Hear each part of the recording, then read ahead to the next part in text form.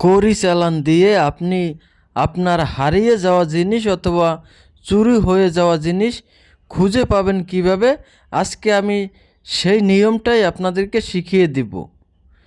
এজন্য প্রথমেই আপনাকে একটা কড়ি সংগ্রহ করতে হবে। আমার হাতে যে কড়িটা দেখতে পাচ্ছেন, আপনারা এরকম একটা কড়ি সংগ্রহ করবেন। এরপরে আমার দেওয়া মন্ত্রটি আপনারা 108 বার পাঠ করে এই কড়িতে একটি মাত্র ফু দিবেন। মন্ত্রটি হচ্ছে, চালানে চলিয়া যাও 7 সমুদ্র 13 নদীর ওপারে, ধরবি তো ছাড়বি না, হারানো জিনিস না নিয়ে আসবি না, দোহাই কামাখ্যা দেবীর দোহাই। এই মন্ত্রটা 101 বার পাঠ করে এই কড়ির ওপর একটি ফু দিবেন। এরপরে আপনারা এই কড়ির উপর আপনার ডান হাতটি রাখবেন। দেখবেন এই কড়িটা নিজে নিজেই চলতে শুরু করবে সেই হারিয়ে যাওয়া জিনিস খোঁজার উদ্দেশ্যে।